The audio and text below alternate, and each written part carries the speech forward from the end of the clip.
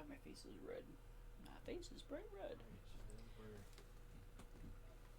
Where can I set my water so it's not going to spill on? No. Right there.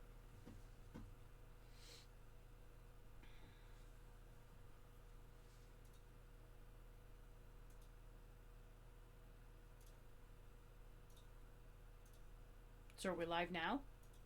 We should be. I don't know if our video is coming through though.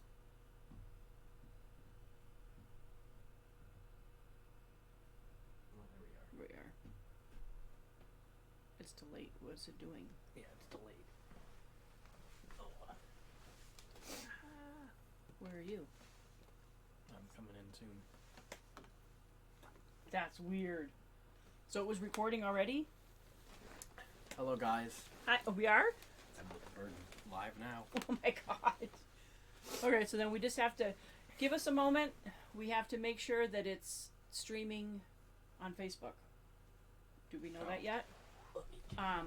You have to bear with us a little bit because we're not in a professional studio. This is all new to us. This is completely new, a new experience. So we just want to make sure.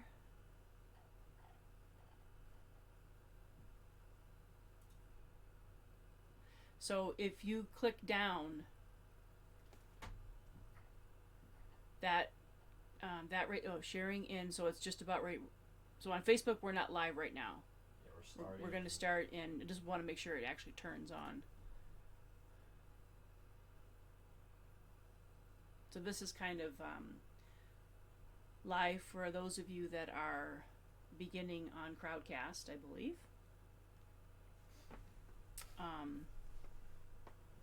The only thing that's odd is that Crowdcast usually would be showing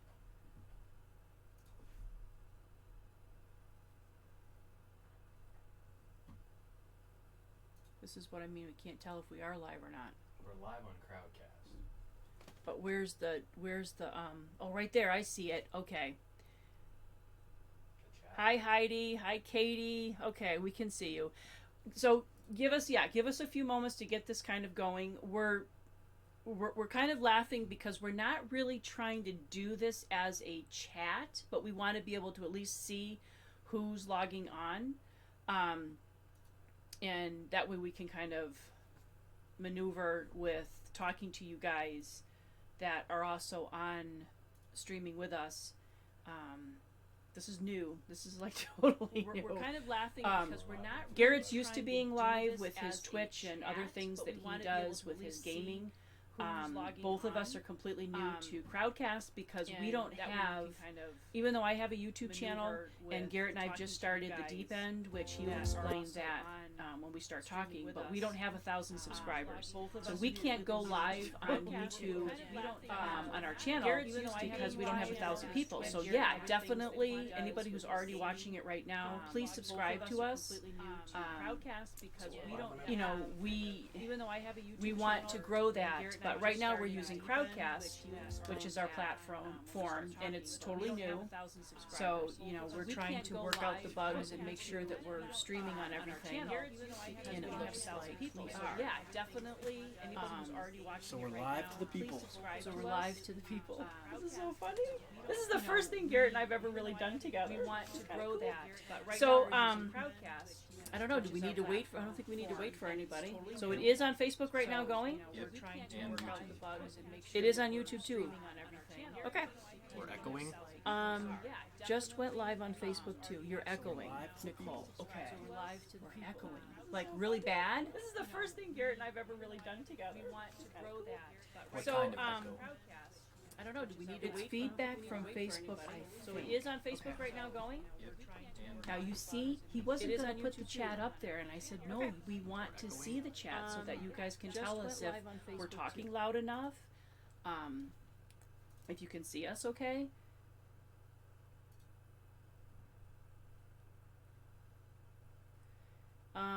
We can hear all of them. Turn your volume down on other devices.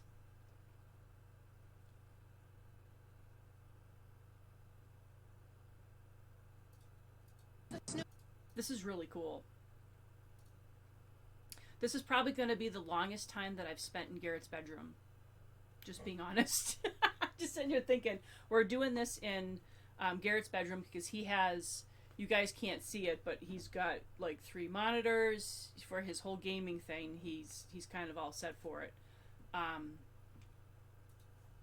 My studio in the other room, which was Nicole's room, we don't really have monitors and stuff set up in there, so we're going to try to do this here until we get set up. Oh, okay, she says all better. All right. You got it. Sweet. Awesome. Okay. Also, we're on a 20-second delay, so we see your guys' comments late. So basically, our live feedback is 20 seconds delayed, so that your guys' comments come through Okay, I can later see than that. when we see them. Sounds good. Oh, hi, Chastity. This is cool. So this is an example of what I was talking about. So people who are on Facebook, we can't see you, correct? We can't see you. So if you want to be part of making a comment, asking a question, you have to go on to Crowdcast. You have to register on Crowdcast. It's totally free. It's not complicated. It'll take you a second to do it because we can't see who's watching this on Facebook. So I just kind of have to say that and put that out there. That was the whole point of when I kept sharing about this night and to please register on Crowdcast. That's why, because we can look at the monitor and we can see who's logged on. So I will probably make that announcement periodically through this whole thing so that people watching it, we have no clue. We have no clue if 100 people are watching it right now or if 20 people are watching it. So as well as what you guys might want us to talk about or just future things. So anyway, that being said, this is kind of like funny. So I'm Karen. Obviously, those of you that know me, I have to assume that there's going to be people that maybe this is their first time coming on and really don't know me that well or haven't been a part of all the different things you do. So I just wanted to do a little very quick intro to what this whole thing is about.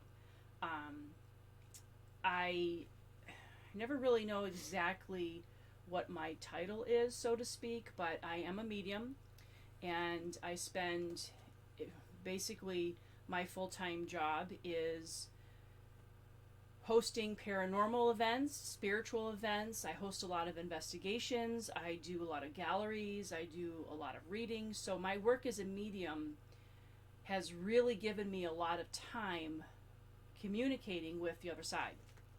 And with communicating on the other side with spirits of past loved ones, of people that are in a lot of my private cases, a lot of the events that I host, I learn a great deal from them. And I also, in my readings and galleries and the interactions I have with families and people in general, it's really taught me a lot about how we live our life. It has taught me a lot about physically living life. And I say this funny, but it's a true thing, our human life that we live. And it's taught me a lot about spiritual life. And when we're not human and we've moved on, it's given me a lot of insights directly from the source to things that we can have in our knowledge, in our, as you want to say, our... like our repertoire? Exactly, of how we live our life here. So, and this is my son Garrett. This is Hello. Garrett Tatro. He's 19, and he's going to talk a little bit more about himself in a moment. How this came to be. So, obviously prior to COVID, we have a lot of family discussions that we do at the dinner table. We have sit-down dinners every night. And we've had some really incredible topics that we've talked about. And over time, I've not shared my clients' personal, information. I don't tell these guys, oh yeah, I did a reading on so-and-so, or this is what I did. But I do share a lot with my family, some of the connections that I've made. And these become, at times, our topic at dinner. And just my life as a medium becomes the topic anyway. So this would have been actually a year ago, although it seems like it was just a few months ago. I had did a reading on a woman who came into my studio, and she had lost her daughter through her daughter taking her own life, and she was a young girl. While I'm doing this reading, so I am listening to the young girl, and I have the mother here, and she's telling me things. And one of the things that came up was her journal. And I said to her, Mom, she's talking about a journal. And she's telling me, these are the things that are in her journal, and this is the stuff that was going through her mind. And it was very dark. It was very dark, and she was struggling. On the outside, she was probably a normal teenage girl with her family and friends. Her mother was aware of some of her struggles, but not to the extent of what was in the journal. And as I'm listening to this young girl, I'm getting frustrated and I'm getting emotional because, and I remember it very clearly, looking at the mom and saying, I really wish that I would have met this girl while she was living. I wish she would have, I wish I met her. I wish you would have brought her to me, because so much of what she had in her journal was normal stuff that kids, just people in general, who maybe have a lot more depth to them. And this is what we're going to talk about. It's normal stuff if they only met the people to tell them that it's normal. If that makes sense. And it was frustrating for me to have this young girl take her life when who knows what her life would have been if she maybe had some place to share and talk about these things that were in her journal. So that propelled me, and I came home that night and I talked about that with my family. And basically kind of said, there's so many experiences like this that I would like to reach out and talk about. And I said to Garrett, I'm like, you know what, Garrett? Garrett has an awful lot of insight for a 19-year-old kid who gives a completely different, I'm 54 years old. Granted, I'm his mom. But, I'm 54 years old. I have a completely different perspective about life and struggles and living in this world than he does. And he lives in a completely different generation, in a completely different society in many ways than myself. So we were talking about it, and I said, my God, Garrett, what would you like to say to young kids? What would you say to this girl if she came across your path? And that started the discussion of he and I coming together to do this, Finding Your Way. And he created the YouTube channel of The Deep End, which I'm going to allow him to kind of explain that, and then we can explain a little bit more about what our goal is. Yeah, so I'm Garrett. So this is Garrett. I'm Karen's son. I've had kind of a normal life. I've struggled with my own things, mainly high school, schooling in general. I really, really, really struggled with. I don't like authority. I don't like people telling me what I have to do. And my freshman year, I really struggled with that. I went from being a popular kid in middle school and loving life, enjoying it, playing baseball, being active, and it kind of all fell apart for me. I lost a lot of friends, people turned on me, and I had a pretty crappy time. And I learned a lot about myself. I learned a lot about our family. We grew, my family grew amazingly through it, more than I've ever seen, and it truly brought kind of peace knowing that I could help people with their problems and stuff going on in their lives. I created the Deep End channel, and I talked to her about it, just kind of the philosophy that I had of it. The name is kind of reminiscent of feeling like you're in the deep end, feeling like you're in the part where you can't really see any light, you can't see the surface, and Don't learning even know how if you to can swim. learning how to be comfortable in that, because there's not a lot of people that will teach you that, and it's one of those things that you get thrown into there and you have to figure it out yourself. So that kind of, I knew I could help teenagers, and I knew I could help people finding their own way.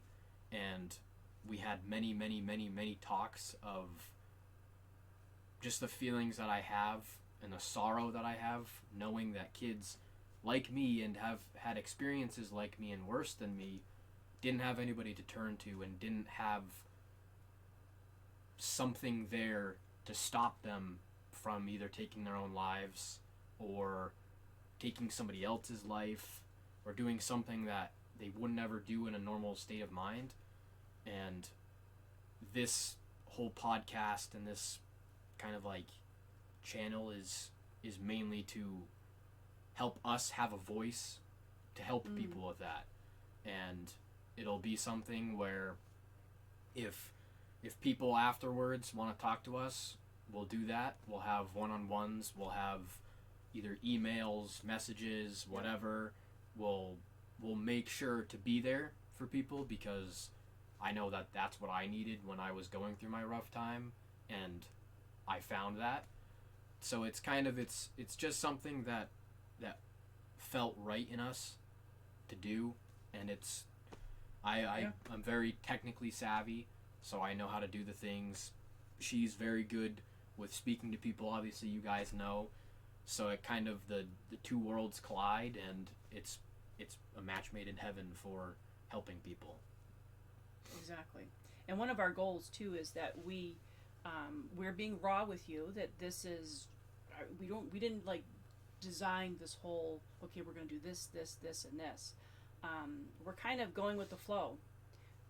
Really, this is meant to be interactive, to not only interactive for the two of us, but to also reach out to all of you and have a platform where we're going, our kind of somewhat goal is to have these discussions. And we want to discuss and talk about lots of different things. We want to talk about, drug addictions, what causes people to reach out and make those steps, go down that path, what depression, suicide, even just childhood trauma, divorce, things that cause a real jar in your the kind of like your personal core of what makes you happy and what makes you feel. You call it when you're in your flow. Yeah, when you're in your flow state, as I say, where everything is focused on one thing, where you don't have any distractions, you don't have anything that distracts you. You are just in reality and in what you're doing. That's like in your bliss. Like I always say, when you find your bliss, when you're in that, like, man, I feel pretty dang good today. I feel alive. I feel good. So we want to have discussions about some of the things that knock you off of that, as well as the things that bring you back into that. We're hoping to do kind of like a question and answers, and to open up the chat as well. So we may have some of these podcasts will be where we're going to have a topic of discussion.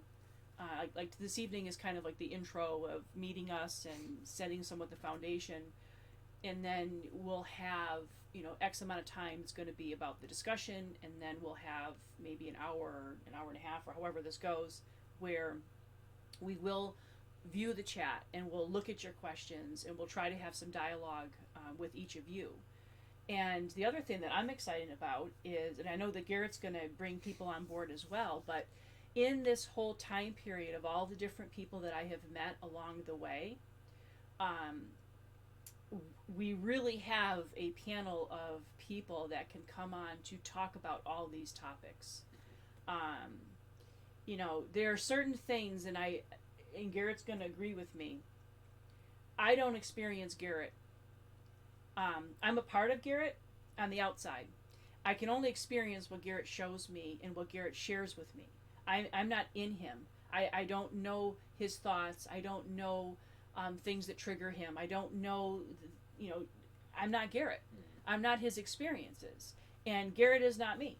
And oftentimes, so many of us try to view everyone in the world, everyone in our family, everything outside of ourselves. We try to view it as if we know. Yeah, as if it's us. As if it's us. You know, and we can't do that. We can't do that. So, part of, I mean, I'm going to share with you my personal insights and wisdom and knowledge based on my experience. Garrett's going to do the same thing. But I can't talk to you about drug addiction because I've never had drug addiction. So, we're going to invite people that will share their life with you as well on the different topics. We'll have families here that have lost their children to taking their own life or who have struggled through depression, ages that range from child to adults. So, because all of us experience, in some ways, the same emotions. We all experience guilt, we all experience fear, we all have love, we all have insecurities. So, that's kind of like what we wanted to do, is to have this be a continual, and we don't know. Maybe every 3 weeks, it may be once a month, it may be once a week. We kind of, you know, we're kind of playing with it still a little bit. Yeah, it's something that it's not going to be like rigorous or structured because both of us will we'll be the first people to say that that's not our style. We're not people that follow a strict schedule.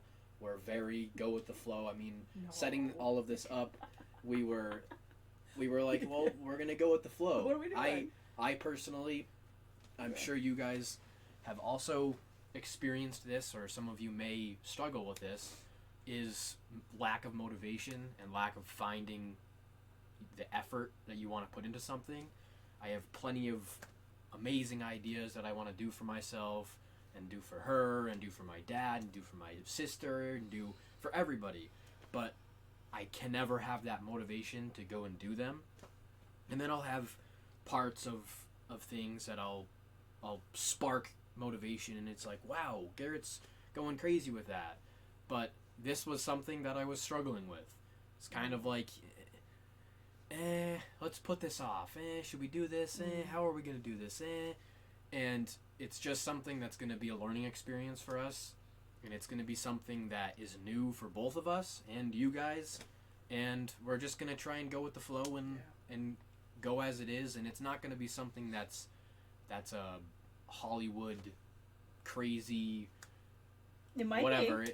It might be, but that wouldn't show the essence of us. That wouldn't be us. And it's something that you guys can relate to, because it's just going to be two people talking. It's going to be a mom and a son talking about their problems, and guests talking about their problems, and just being completely candid with you guys, with ourselves, and just expressing it, because I think that's what society needs. I think we all need to be able to talk about our problems and talk about who we are, what we're doing, why we're feeling the way that we are, without having to feel taboo about that or feel uncomfortable with it, because everybody goes through those problems. Everybody has problems, and it's stupid to hide those in, because we see what happens. We see the people that suffer from that and can't express those problems, and when we see that they commit suicide or whatever, then we say, oh, I wish I could have helped or whatever. And it's like, we should make a society that helps people, and we shouldn't wish to help people, we should help people. I heard a really good quote, and it was, give people flowers while they can smell them, not when they're dead. That's kind of what I have as society in my life that I go by. Making sure that you have the power to smell the roses while you're there, instead of never being able to smell them and having people give them to you. Yeah. That's one of the things that on this topic, there are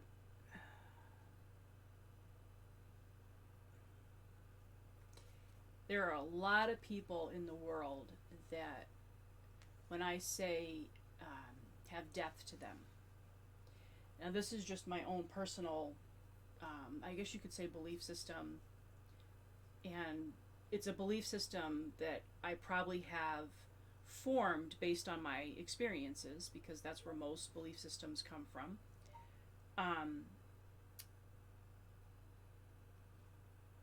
Feeling different. Feeling different. And when I talk about different in depth, what I mean by that is there are many people that have abilities. I personally feel that, and I don't know if you have had this experience just with your friends and people that you know in your social groups, but of course it's hard because you didn't live in my time, but I'm living in your time. Children and kids nowadays seem like there are more people walking around that have some sort of sensitive abilities than when I was a child. And I say this absolutely, and I'm not trying to like give a shout out to my book, but in the book that I just published, I really explained my childhood a little bit about being different as far as being a medium. I mean, being a medium is different. And I had to struggle in a different way than Garrett struggled in his adolescence, because not everyone in my family was a medium and experiencing the same things that I was. And I found, when I look back and I think about it, I learned from a very young age that I wasn't really defining myself by my outside resources. I wasn't looking at my parents and looking at them and saying, okay, well, they're not like me, so I must be weird. Something's different about me. Or, the people that I had relationships with, because we didn't have the internet. We didn't have, think about how much you have for education, and sometimes it's too much. We talk about this positive and negative, but I didn't even have a library to go to. It wasn't like I could walk to the library and look up a book on Jesus. Why do I feel this way? Or why am I seeing this? Or whatever. But the whole point was that I, for whatever reason, from the time I was little, I learned that everything was okay with me. I was okay. Even though I was different, I felt okay. So did that make me a stronger person in my character all throughout my whole life? Because I've had trauma. I had childhood trauma. I had, things in my life that, ups and downs in life. But from the time that I was young, I've always been independent, self-assured, always knew that I'm okay. Yeah. Everybody else is screwed up and effed up, but I'm okay. Seriously, that's how I felt. There was only a short time period in my life that I can think of when it comes to like the mediumship stuff that I felt it was more so I was afraid of it and I was fearful of it, but I never really doubted that I wasn't okay. So when I talk about, and I've said this to you too, where, and I've said this many times in different things, pretend this is a mirror. I don't know if you guys, you can see it. And this is what I'm saying. There comes a point in your life, whatever age you are, and if you've never done this, then start doing it now, where you have to really look at the mirror and define yourself looking in it. Who you are in your character, who you are in your attributes, your flaws, the things about you that you don't like, the things about you that you do like, but you have to look in the mirror and define yourself by that. And so many people that I think struggle is when they turn their mirror this way. Mm-hmm. And they're defining themselves by what everyone else thinks of them or says about them and views them. And I'm telling you, that's a false. It's very dangerous. That's very dangerous because you lose that connection to you. You lose you. I mean, if you're defining yourself by that is what high school and adolescence is very much about. Yeah. And I don't know if that's how you felt at one point when you were struggling, if you were doing that, if you were putting your mirror out to everybody else. And I feel like that's what a lot of kids deal with. and it's one of the main struggles that kids go through, is learning how to define themselves and learning who they truly are. And that's something that I really focused on. I didn't want to put myself in any boxes. I didn't want to fit any cliques. I didn't want to fit anywhere other than me. And when I first started high school, I had my mirror turned around, and I was constantly looking at other people for who I was, how I was going to be, whatever it was, how I dressed. And I hit a point where I was at an all-time low, and I looked inwards. I didn't look outwards. I looked at my own flaws and what I truly hated about myself, and I fixed it.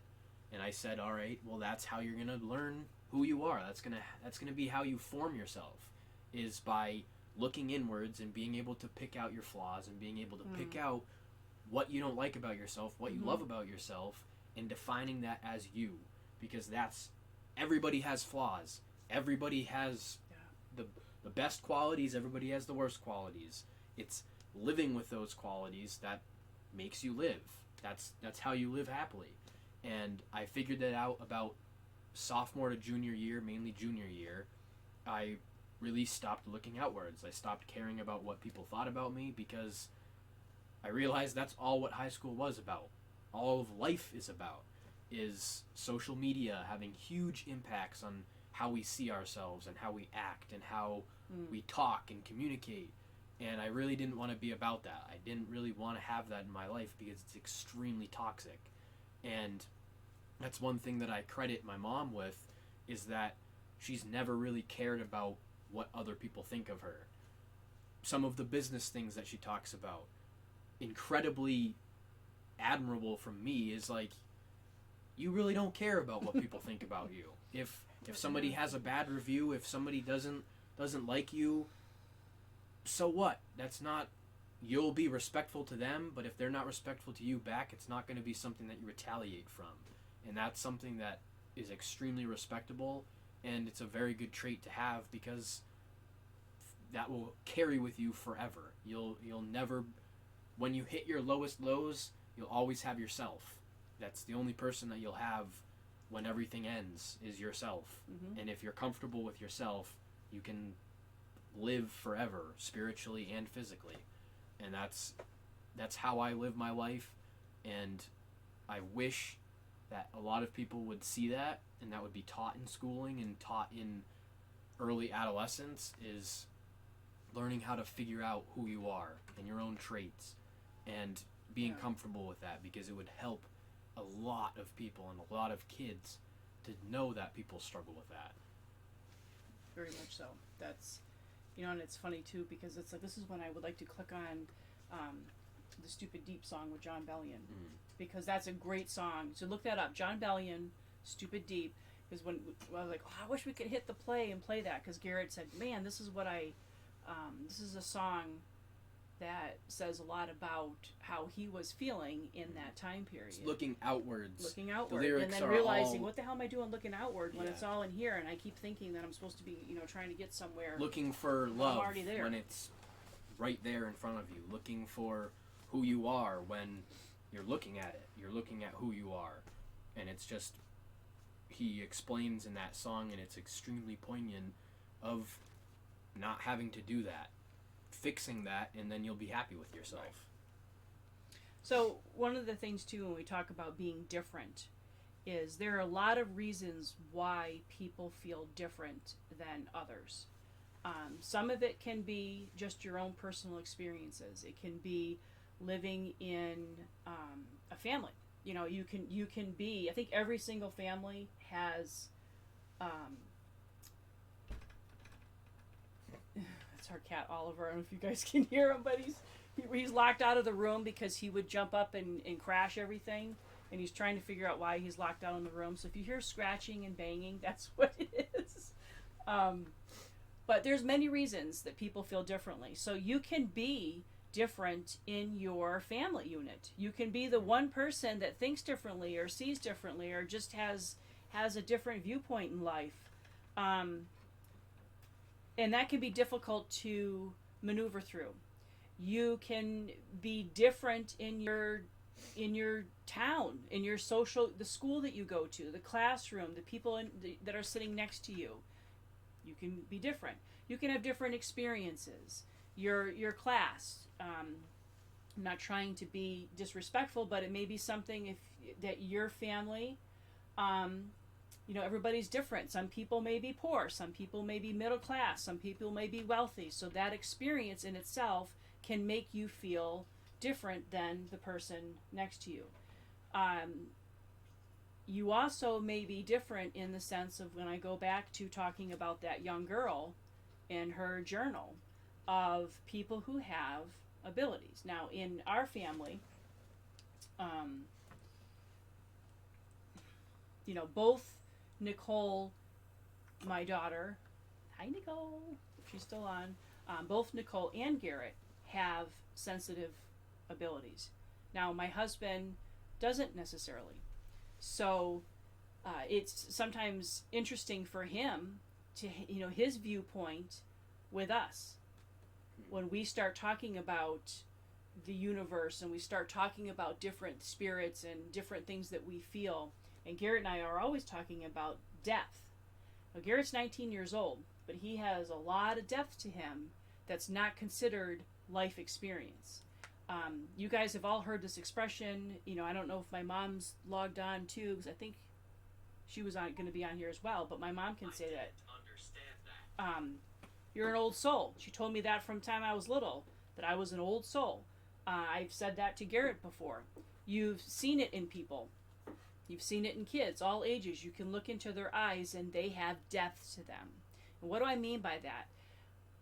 They are more evolved as a spiritual person living a human life. We don't have to get into the discussion of past lives and all these different kinds of things, but there's more to you. And you see the world physically different. When I talk about kids being more evolved, I think that kids are much more sensitive than they used to be. And what do I mean by that? We all have our sixth sense. We have our senses. We have our sight, we have sound, we have feeling, hearing, all of the senses. Well, just for clarification in simple terms, all of those senses for people who have, I'll say, abilities, they're enhanced. So there are many people that walk around and they're totally aware of the energy of the person they come in contact with. Imagine kids, I used to say it to Garrett all the time, he doesn't know this. I know he doesn't know it, but he's sitting in his classroom. Garrett is very perceptive of the energy around him. People throw out the conversation of, well, I'm an empath, because I can't go in public, and it's difficult for me to be in public, and I get anxiety when I'm in public because I'm an empath. Well, what that means is you're very aware of the energy that everything that's living is giving off. So if Garrett's sitting in the classroom and the kids around him are hostile or have all kinds of thoughts going on in their mind, he may not be able to decipher exactly what those things are, but they're all hitting him like he's holding a tennis racket and you're in the, or a baseball, and all the balls are shooting at you. And you don't know it, but they're shooting at you. And all of a sudden your emotions and your feelings start to kind of get a little wonky and weird. And you know that they're not really yours, but you're not really aware that they're coming from everybody else. And I think a lot of kids struggle with that and don't even know it. A lot of people. Seeing people get overwhelmed by not knowing how to deal with their emotions, and I felt that of like, well, why am I feeling this way? What is causing me to feel this way? And it's like sometimes it could be the people around you, it could be what you do on a daily basis, it could be whatever it is. There's outside things that affect how you feel and your emotions and how you go about life. And a lot of kids struggle with that because they don't not a lot of people are open spiritually or energy wise of knowing, being educated on that, as well as thinking even if it's real or not. That's why I was so fortunate to have my mom, because when I was feeling down or when I was feeling scared or whatever, and it wasn't anything that I could put a name on or describe it, she would bring in the spiritual thing, and it was like an instant, yeah, that makes a lot of sense. That's weird. Why? I remember the first time that she ever told me about my guardian angels, and it was like, well, oh yeah, you'll sometimes see numbers, you'll see signs of them being around you, you'll feel things, and ever since she told me that, it was like a eureka moment of, holy crap, I see that number a ton. I hear that, I think about that name a lot. I get visions of these people a lot, and all of that. Later down the road, I figured out finding my own spirituality and exploring that side, and it was a crazy moment, a mind-blowing moment to realize, holy crap, it's not just well, it's you're not an just intuitive spirituality, kid. it's your soul. It's everybody has a soul, and if people don't agree with that or don't believe that, that's fine, but I truly believe that everybody has a soul. And sometimes your soul can just be hurting. Your soul can be unhappy. Your soul can be sad. And sometimes I feel that gets mixed with depression, because some people think that it's a never-ending road, and their soul could just be happy or unhappy at the time. And they could need to change something in their lives to make their soul happy, so that the dark times go away. The sky opens up and it's bright out. I've experienced that a lot, and there's a lot more to people than what we think, and there's a lot more to the mind and to our body than what we've experienced, what we've researched. We are far more than what we think. It's very crazy to me to think that. Well, I think too that one of the difficult things when you're talking about your experience as a kid, going through some rough times, we as parents, and I've had a lot of readings and galleries and insights with spirits that have taken their own lives.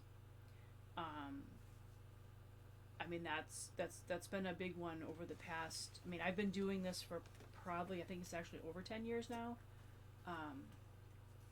Yeah, it's kind of scary to think of how long it is. Time just keeps going, but I would say over the past 5 years, it seems that is a very reoccurring subject matter.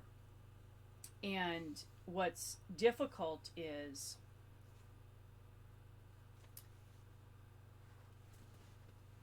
being the outsider to someone that you love when that person is going through things or not sharing with you the depth of themselves and what's going on. It's hard to be the outsider. We all say this. Why didn't somebody reach out? Why didn't I know that person. If you're a parent and you could be the most loving and the most understanding and the coolest parent ever, that doesn't necessarily mean that you have the ability to help, because we only share we only share what we can understand within ourselves, and we also only share what we want to. So that's, I kind of go back to that young girl, and I think of how that was difficult for her mom to think, well, why didn't she share with me all of these things that were in her journal? Well, how could she? She didn't understand what the hell is going on in her mind and what's going on in the thoughts and the things that were happening with her. And again, I go back to the thing of where there's a lot of people that have You know, you might have some mediumship abilities in you. You might have some psychic abilities in you. You may have some empath abilities in you, and you have these things that are going on in your mind, and you're thinking that you're screwed up, and what does all this mean? So it's very important, you know, how do you help someone that is struggling? So I remember you kind of saying to us that one of the things was us being patient and honest with the struggle that we were having with him, because Garrett went from being a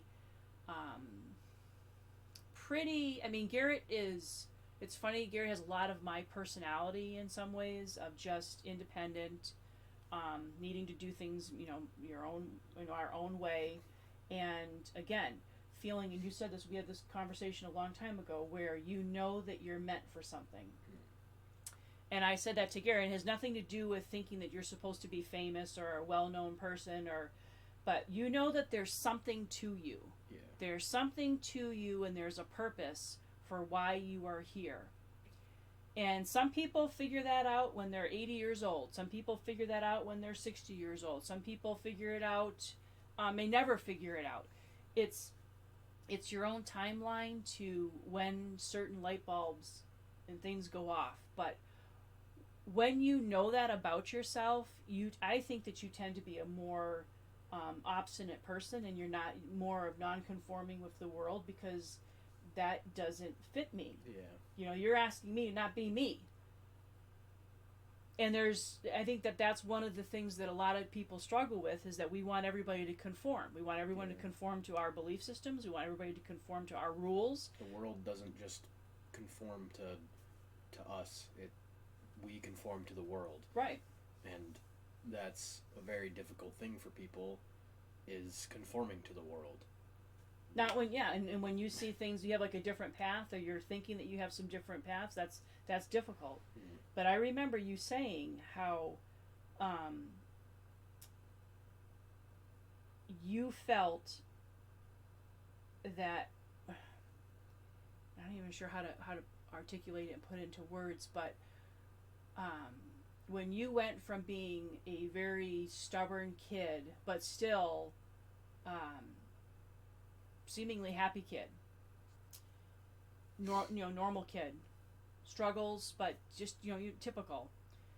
When he went from reaching high school and a complete shutdown, and I'm talking a complete shutdown, so if any of this is happening for any of you as parents, where he obviously was not having a good time at school and was shutting down, wasn't talking to us, wasn't sharing, didn't want to go to school, didn't want to get up, we went through a year of honestly, it was complete family hell in our household. Trying to get him to talk to us about what the hell was going on, and he's shutting down, he's not talking. I mean, there was points where one of the scariest moments, and it's a very personal subject, but I forget what it was. My mom and my dad were gonna go somewhere, and they were we were going to Easter, or no, we were going for dinner. They were going for lunch or something, and they came up and asked me if I wanted to go. Yep. And for some reason I was mad at them, and I sat on my floor. Mm-hmm. I sat right behind me, and I just sat on my floor, and my mind blanked. My body just went I didn't have any control, and I just sat there, and I forget what I was playing with, but I was fiddling with a shoe or something, and I just was mindlessly playing with this thing, and it concerned them to the point where they didn't really want to leave, because they didn't know if they were going to leave and come back and I wasn't there. And that moment scared me, because it didn't scare me then, but it scared me looking back, because I had no control over who I was, no control over my body. I was in a complete deep dark depression that completely controlled me, And it was, like she said, it was family hell. It was a war zone. I would come home from school and I would go straight up into my room and I would play games all the way till dinner time. I would go downstairs, eat dinner. We would speak a little bit. I would go right back upstairs, play games, go to sleep, wake up in the morning, not go to school because I was stressed, angry, sad, all the emotions, and I would just sit there in my bed for the rest of the day and rinse and repeat. Wake up, eat lunch, go back upstairs, and there would be points where my father and I would get into massive debates. You could call them arguments. I'd say full-out arguments. To the point where it was almost physical. Yeah, and it was my dad and I now are best buds. We love each other more than anything. And I look back on those times of him and I would never put a hand on any of us. Yeah. My mom, me, my sister, anybody. And we were very close to it because of the anger and the hatred that we had to our own problems. We hated our own selves and our own problems because we didn't know how to deal with them. He didn't know how to deal with my problems and me. I didn't know how to deal with his problems and him. And it was us not understanding that created that anger and that animosity. Mm-hmm. And once we figured out that, we're both struggling with the same problems, we're both struggling with different problems, we just don't know how to help each other with them, it was like a full clarity moment of, all right, well, let's work at this together. Let's figure out what we're going to do. Let's help each other here. And that really changed our family dynamic, and it changed all of us as people because we realized that everybody has their own problems. And, but it was opening it up. And we didn't know I didn't know that they were trying to help me when they were bringing me to doctors, when they were forcing me to do things, go to a psychologist, go to a therapist. I thought, oh my God, my parents are just doing this because they hate me or whatever. And they were thinking, I don't want my son to commit suicide. I don't want my son to hate us. This is how I think it's going to help. And it finally just took that realization of, they're just trying to help me. They love me and they're just trying to help me. And them thinking, Garrett's just trying to get through this. Garrett's just trying to find his way through. I remember we were sat down at dinner and I said, I need to figure this out myself, because if I don't, then I don't know how I'm going to live my life. Right. Because if I have this happen to me again and I don't know how to figure it out, if I go to a therapist and in my eyes that therapist does everything for me, what am I supposed to do? What happens if it happens again? And that was my own personal way of healing and figuring out my stuff. And everybody has a different process of that, and it's just finding that process that will get you over those humps and get you over the hurdles. And a lot of families should know that. And there's no handbook to being a parent. There's no handbook to being a kid, a teenager, a son, a daughter. And our society doesn't really help with that. It doesn't help with not putting stress on people when they shouldn't have stress. And that's... Well, I think part of it, too, is that we were talking about how, two things happened with that whole time period is understanding the expectations that we have. As parents, we have an expectation of our children. And, obviously we had an expectation of both of our kids. And we have certain expectations from Nicole, we have certain expectations from Garrett. We like to think, just being truthful, we like to think that we treat all of our kids the same, and we don't. We don't. We parent each kid and how that kid needs to be parented, as well as learning along the way the process of being a parent for each kid. Because we don't know, there are many times that Garrett personally has taught us more than maybe we've ever taught him. And that's what happened. That was one of the things, is it came down to both my husband and I having to basically say to Garrett what we're expecting of him. And then him kind of saying, well, you're expecting me to be somebody that I'm not. You're asking me to be somebody that I'm not. I can't do that. That's not me. So that was one of the barriers. Yeah. And I think that transcends to every relationship and the dynamics of relationships everywhere that you go, in your family dynamics, in your work environment, in your friendships, in how you are in society, is what do you expect from everybody that you are in a relationship with, and what do they expect from you? So that was one of the things that I think we learned in those pivotal moments of arguments and trying to get through to what the hell is really going on here. That was one of them. And the second thing is sharing. Yeah. Sharing. You can't, if you don't open up yourself, to yourself for one, but if you don't open up yourself to those that love you, how the hell do you expect them to know you? Yeah, you'll never grow. You'll never grow. You'll never grow. And that was one of the things that you did, is you finally broke down.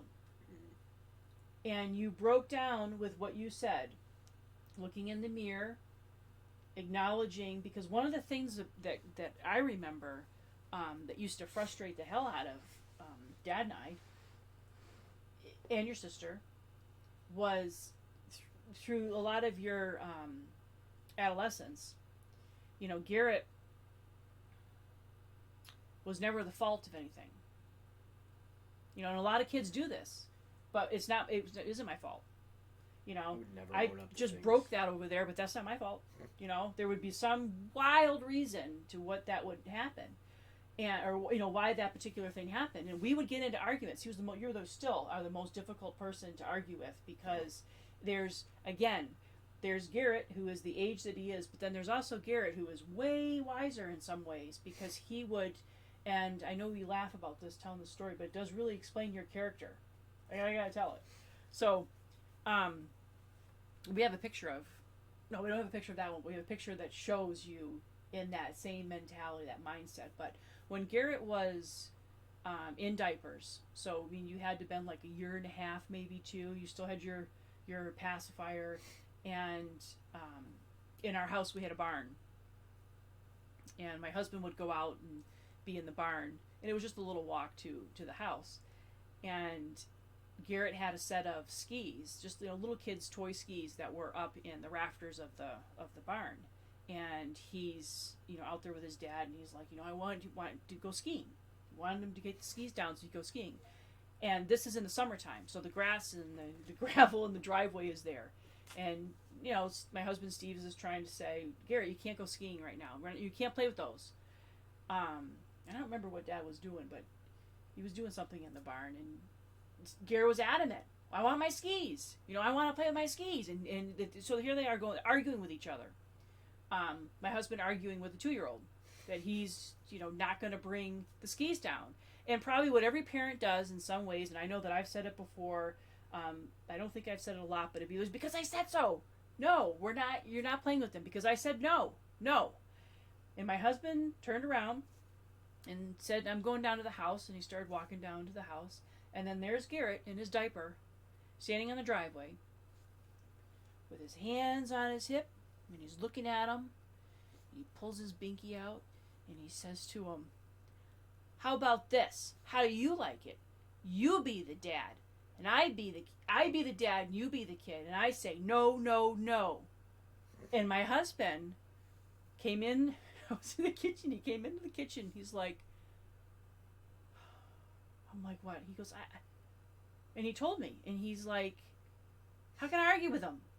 That's the viewpoint, though.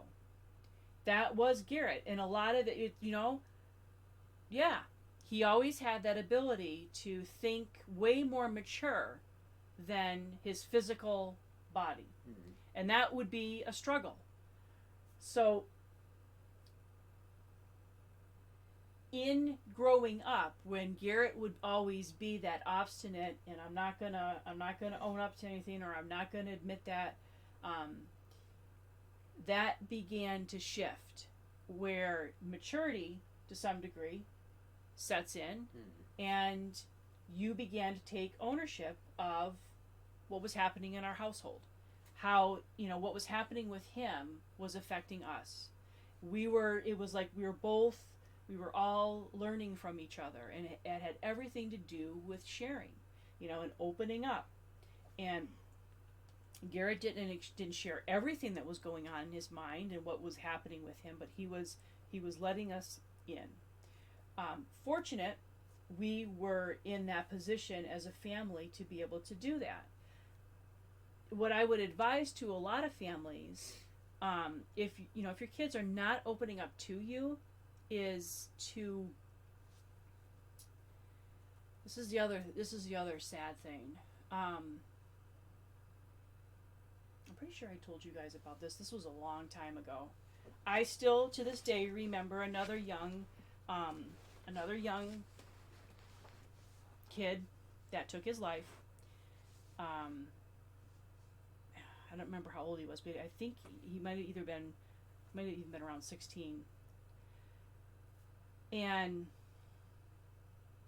I was doing a gallery, and I remember in the gallery this young kid came in, and he had committed suicide.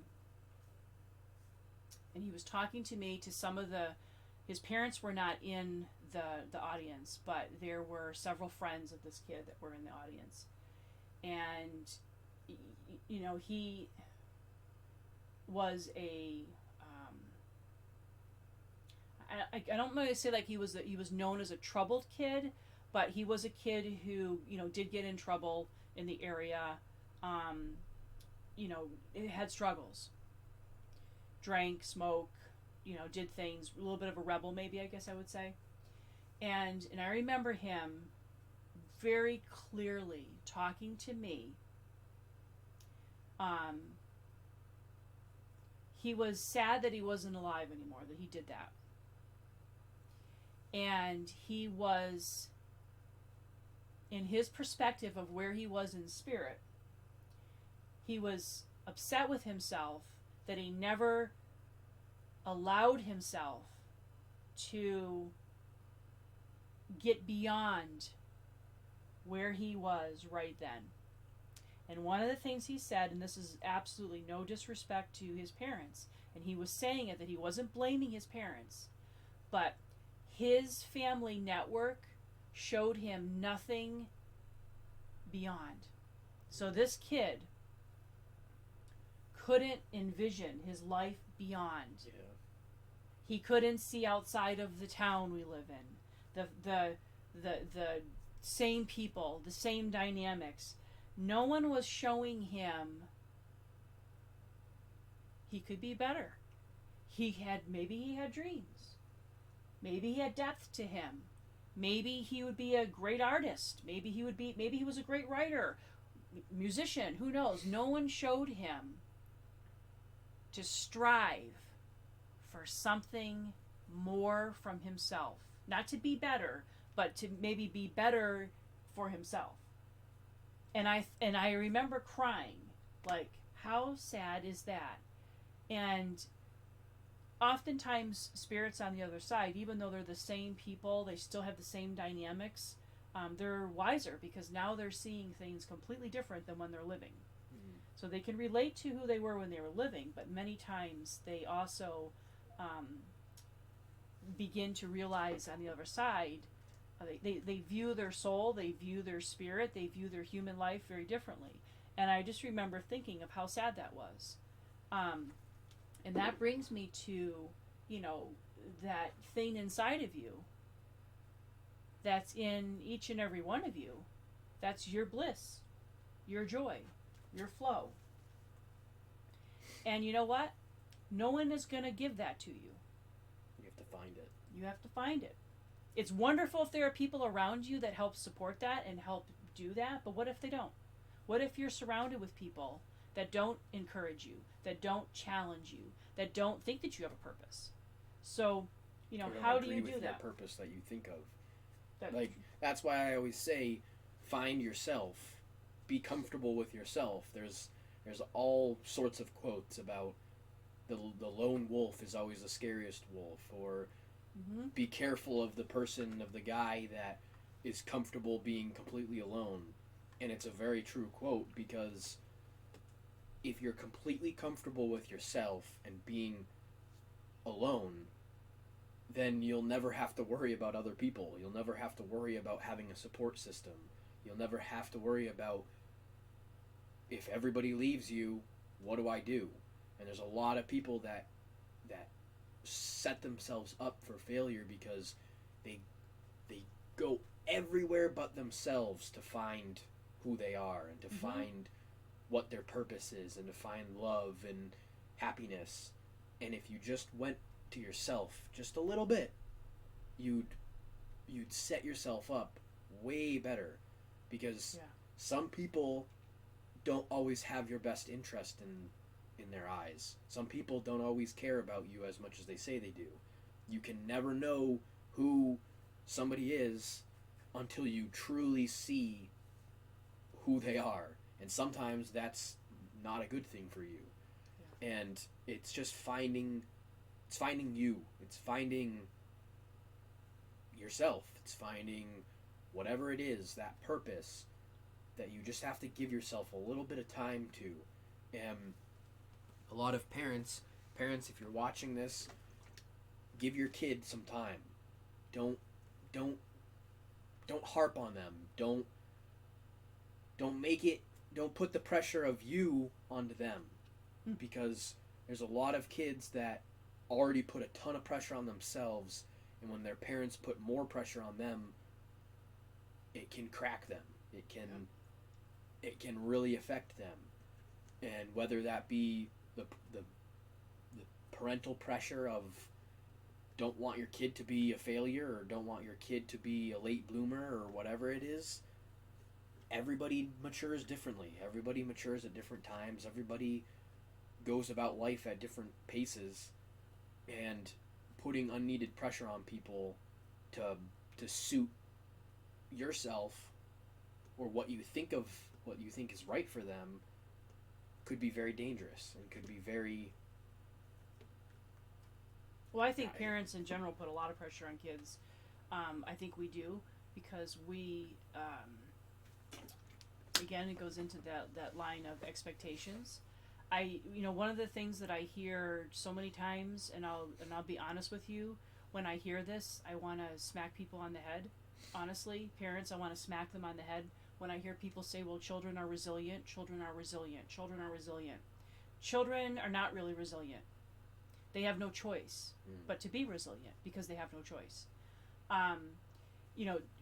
Divorce in childhood is a very traumatic experience. I can talk about that personally. There are many kids that have traumatic experiences in their childhood, whether it's divorce, whether it's bullying in school, whether it's physical conditions or challenges that they may have. And parents, as well as, I'll say, adults just want those kids to get through it. Just want their kids to get through it. And we have an expectation. We want them to be just happy and fine, so that we don't have any stress, so that everything's fine with us. Because stress is not fun. It doesn't matter who you are or what it is. Stress is not fun. It's not something that anybody enjoys. So there's always a natural human quality about you that is always looking to find joy. And nobody likes being stressed. Doesn't matter what it is, what age you are. Nobody likes being stressed. So is it helpful to a kid that is going through stressful things?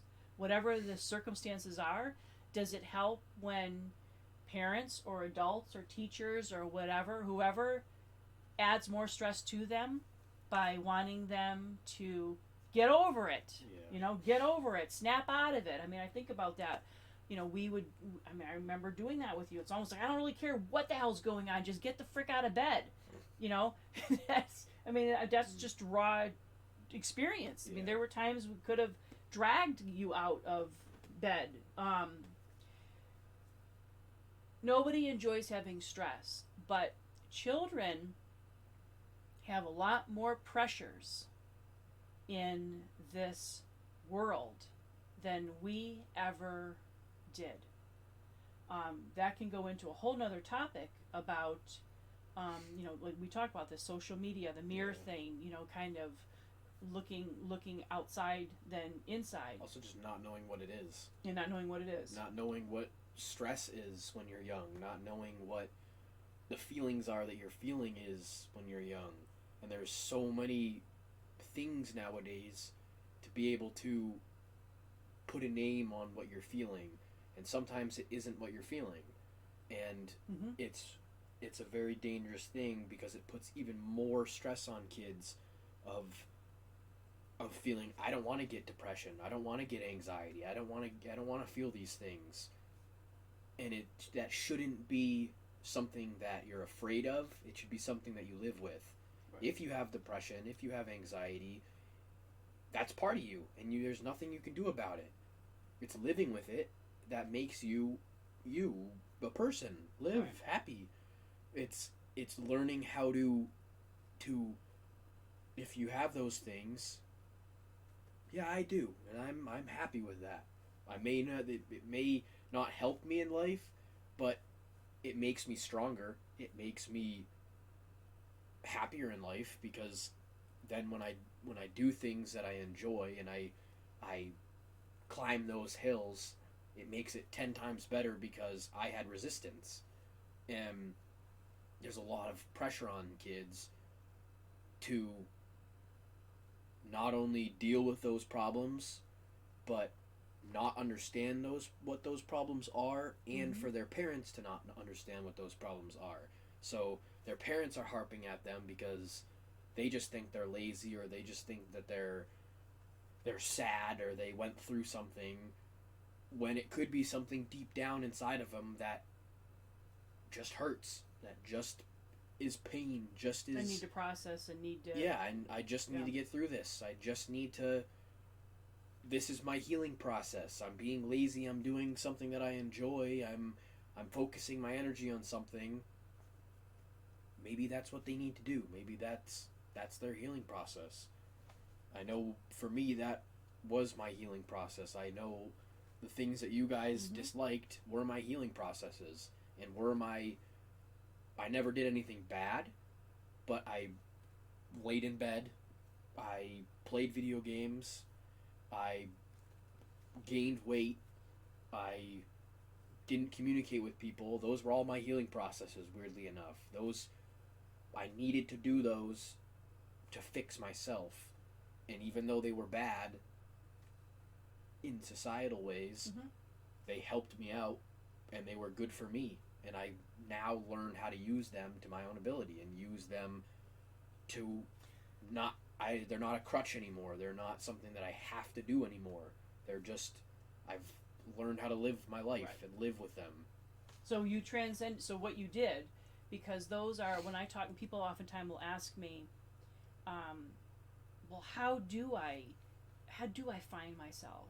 How do you find your own way? Is the topic of the night. How do you find your way? Okay, well, the first thing is whenever you're going to find your way, you go inward. So what you were doing was you were shutting the world off. And in some ways, and I've had many times too, people who have readings with me that feel like, I don't even know what it is that's going on with me, but I feel like lost. Like I feel like there's like, I don't know, everything should be fine, but it isn't. There kind of comes a point when you're at a plateau, when you're in a transition in your life.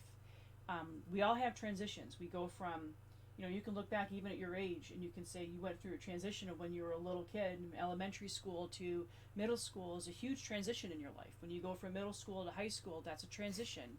You may go from high school to college, or you may go from, certain these pivotal moments in your life that are transition times. They're part of your personal evolvement and development of who makes you you. So when you are finding your way, that's when you do go inward, and you have to go inward. And some people, it is a shutting down, And some people that can be, it can also be disguised as depression, can be disguised as depression, or lack of motivation, or lack of self-love or self-worth. But you are going inward. It can be going inward to calm the noise of the outside. It can be going inward to find those things about yourself, to listen to your thoughts, to figure out, you. And that's a different timeline for every person. Then it's when you transition to, I'm sick of feeling this way. I'm sick of being inward now. I'm sick of being in that, whether it's lack of motivation or self-pity or making excuses or feeling sorry for yourself or whatever the negative emotions are that bring you down.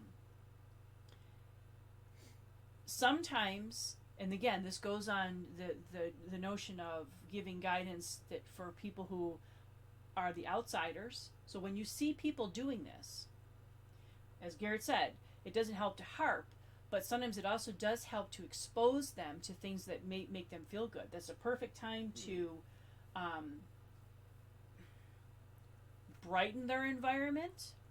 Don't add to the environment. Brighten it more. When you feel that you're at that place, there's a switch that happens in you. And I know you're going to talk about it because you said that all of a sudden you set yourself a plan. Yeah. In weight and exercising, and you set yourself a physical plan. What made you to all of a sudden one day say, okay, I'm sick of this. I'm sick of being... I was just sad. I hated myself. I hated everything around me. I was just angry. I was hurt. I was sad. I was mad. And I just sat down with myself and I went through girl problems and I said, I'm going to change myself because that's going to make me happy. I'm not going to have to look outwards for happiness anymore. So I set myself a goal. I wanted to lose a bunch of weight. I wanted to eat healthier. I wanted to start intermittent fasting. I wanted to have a diet. And I really just got down to that and I said, I'm going to do this. I'm gonna put all of my effort into this because this is going to make me better. This is going to make me happier. So I lost all the weight. I did everything. I still intermittent fast. And I'm much more happier in my own appearance and confident-wise than I have ever been in my life. And it's all because of just feeling hurt, feeling angry. All of those pain thoughts, all those whatever it is I used to my advantage to get ahead and to better myself. And I just said, I don't want to feel this way anymore. Yeah, I don't want to feel this way anymore. I'm done feeling this way. I gotta change it. And I did. And I think a lot of people should do that because you get to a point where that's the start. There's only so much that you can go down, only so much that you can hit the floor, and there's infinite space above us. There's a ground that we walk on, and that's our benchmark. That's as low as we can go. But there's the sky to reach. There's the moon. There's whatever. Go reach those stars. Go up there. Go where that makes you happy. Evolve yourself. Grow. Be a happy person, and that will change you forever. And part of it too is doing it in small steps. Isn't something that it's a process. You don't have to change immediately. We are always a work in progress. But it makes me, when you're talking about that, it makes me think of this. I pulled it out. For some reason, I knew somewhere along the line I was going to read it tonight. I love the Tao of Pooh. And the Tao, the virtue of the small in the Taoism of Pooh and Piglet. And this talks about, so this is the character of Piglet, who always views himself, for all those of you who ever watch, everybody knows Pooh and the different characters, but Piglet always considered himself to be the weak, to not really be that important. And when you look at them, so when you look at their characters and you think of, Piglet is the always hesitating. He's fearful of life. He's afraid of himself. He has insecurities. He doubts all the time. He has no self-esteem. He's always in that kind of down, but a really cool character. He's always down. And you have Pooh, who is the Zen character of everything, is every happy-go-lucky, and it is what it is, and just kind of bounces through life, and every step's going to be just, it's always going to be there for me, and just kind of goes along. Simplicity. He lives in simplicity. And he doesn't get all hung up. Pooh doesn't get hung up. He doesn't get all worked up. He doesn't have a lot of expectations. He accepts everybody the way they are, and he just goes along. And you have Tigger, who is impulsive, and he's always seeking the adventure and the road, and he's the high achiever. He wants to do everything better than everybody else. He wants to jump higher. He wants to do better. He wants to be better. Then you have Eeyore, who's always fretting. He's always depressed. He's always gloomy. Though he's always waiting for the sky to fall, and never really gets anywhere. You have Owl and Rabbit, who are constantly analyzing. They're always trying to be the know-it-alls. They argue. They have to have everything done their way. So there's this story of the kangaroo, Roo. So there's Kangaroo, and then her little one, Roo, is stuck in a tree. And they're all standing there, all these characters, they're all looking up at it, and they're trying to figure out what they're going to do because Roo is stuck in the tree.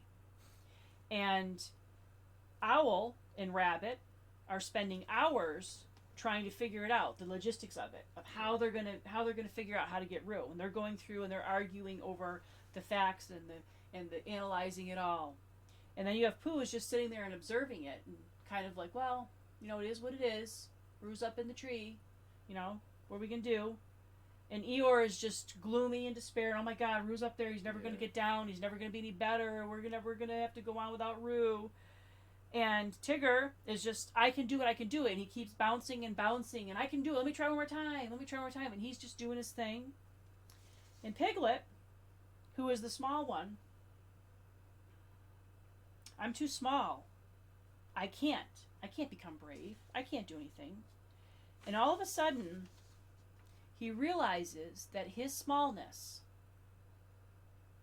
is his greatest power. Yeah. And he recognizes it, he realizes it, and he has the ability to use it, and he crawls through a hole in the tree and goes up. The unforeseen little hole in the tree, and he goes up and he saves Roo. So each of us have an innate power. Everyone does. You have that innate power and that bliss and the thing that makes you you inside of you. And it's your job, no matter what age you are, it's your job to find it, feel it, resonate with it, and use it in your life, and bring it out and use it. Don't compare yourself to everybody else in the world, in your family dynamics, in your friendship dynamics, in school, whatever, wherever you are. Don't compare it to everybody else. Compare it to yourself. Yeah. And that really is what finding your way is about. Yeah. Because you're not going to find it outside of yourself. You're going to find it inside of yourself. I always like that, using their characters, because that's the truth. So on that note, we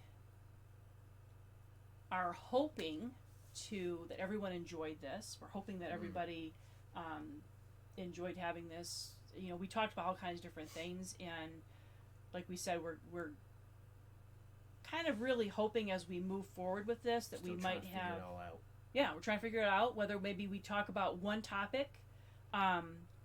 We are having already. We're thinking. I think it's in 3 weeks. We have another date set, and we thought this would be a great opportunity to start bringing people on board. And I've got someone that we wanted to invite, and she's her name is Dawn. I don't know if Dawn is. Oh, so we can't see the Facebook people.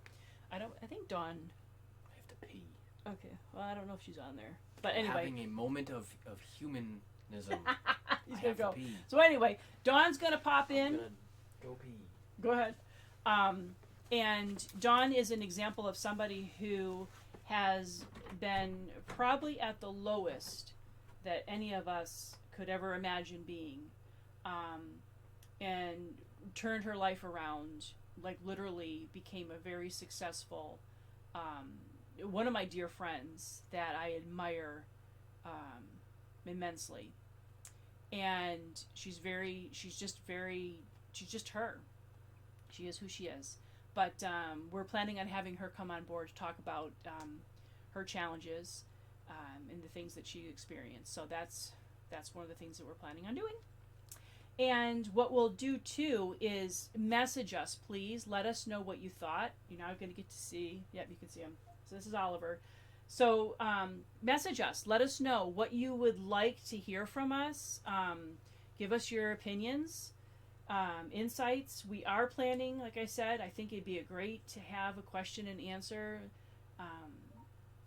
opportunity. So thank you for being here tonight, and I'll wait for Garrett to get back.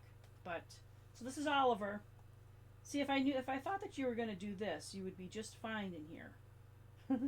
But anyway, this might give me a moment to look and see, because it's hard for me to tell who is still on here. Kathy's like, yes, that's me, the black sheep of the family, aka different. Heidi's like, me too. Katie, old soul as well. Yes, I know all you guys. You guys are. That's cool. Yeah, This I is the introduced. little Yeah. I'm like, if I knew he was attention just gonna seeker. sit, he would be totally fine. Yeah. This is what he does. So thank you, everyone. I told them all to message us, let us know insights, opinions, if they, if they'd like to have questions and answers in the next one. Yeah, we'd love to hear from you. Yeah, and let us know how it was. Let us know different opinions on what you guys think could be changed, or what you think you would do differently, or whatever it is. This is something. Yeah, this totally is completely new to us. We're gonna be trying to change it. We'll probably won't be in my bedroom soon and in the future, because we want to try and get this as streamlined as possible so that it's easy for us and that it's in the best quality and in the best. And we have a lot of that we things can to do. talk about. We really do. We have a lot of topics. We can't do it all in one night. Yeah. We've even talked about mentoringship. The possibility of meeting people one-on-one, having some sort of like a mentorship program that we would participate in. So we do have a lot of ideas, and really we kind of feel like we're here for you to share our life, our wisdom, our insights with you. And there's an awful lot of depth to us both. So thank you guys for the kind comments as well. Yes. I've been paying Teresa. attention to them. Hi guys. Oh Just my been God, I love looking. you guys. Yeah, actually, Teresa, your family would definitely be one to have come on as well. I know that would probably be putting Jim on the spot. I think I put him on the spot a lot, but you have two. There's same thing, family. So this is a family that comes investigating with me, and it's the coolest thing because the whole family has abilities. And as a kid, having your parents understand your psychic and mediumship and abilities is huge, huge. I've never had a whole entire family come before, and I love it. I think it's a neat thing. I really do. Heidi, Oliver is beautiful. Yeah. Well, I'm glad. And you know something, Heidi, I can say this personally if you're still there. I've watched you totally develop. Heidi is very gifted, intuitive reader, medium. And I remember for a long time you didn't really even consider yourself to be a medium, but would come to some of the fairs that I would have. And I remember the first couple fairs that you came to were very quiet.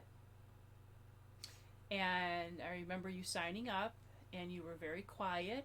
And I thought, she doesn't quite feel comfortable with this yet.